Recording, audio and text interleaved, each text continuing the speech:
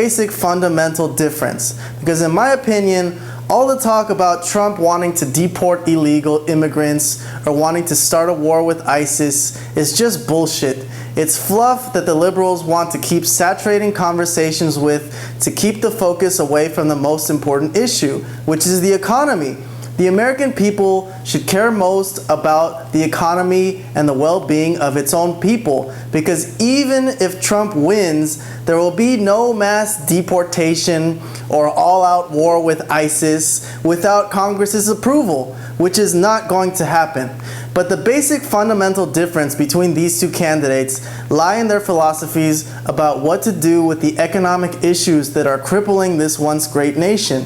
One major facet of this nation that seems to be ignored by a vast majority of the population is the national debt. Most citizens are not even aware of its existence. But look, I want you all to see this.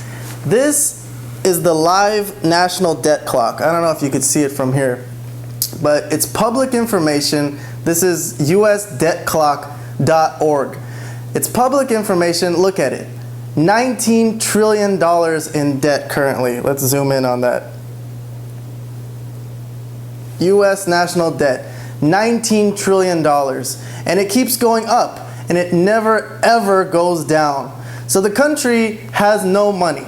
Since Obama took over in 2008, the debt has gone up from $10 trillion to $19 trillion. So Obama's big idea to save the nation was to borrow more money from other countries, cover up the fact that the truth of how poor the economy is doing, and put up a facade like things are okay.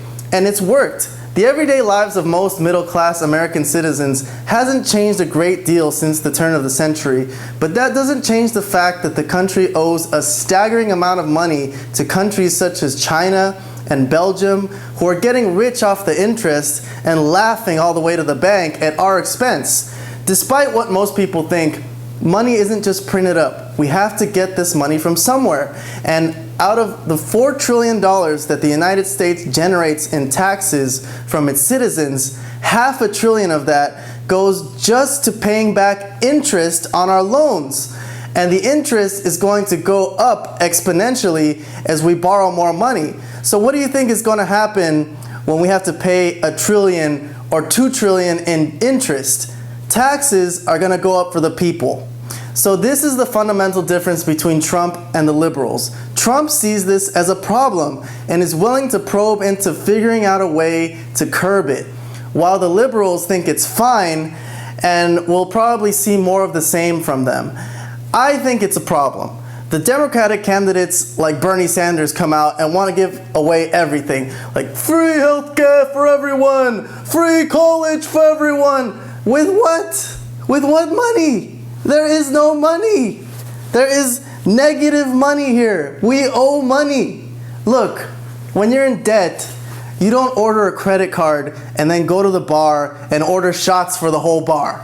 One person may be able to get away with it and sneak through life with bad credit, but this will cripple a nation once it reaches a point of no return. And that's where the United States is headed. So I'm with Trump. I think this is a huge problem, and there needs to be a radical change to the system to curb this. Trump's ideas are radical and new, because with Hillary, we'll see more of exactly the same, and people won't even notice when the debt rolls up to 30 and 40 trillion. I don't think Trump will be successful in curbing the national debt, but at least his premise is to try. And that's where I fundamentally disagree with the Democrats. There needs to be some tough decisions made about what to do with the budget.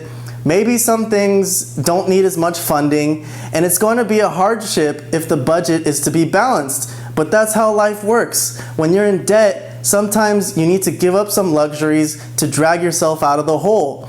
It's going to be tough for this nation, but it'll be good for the working class in the long run.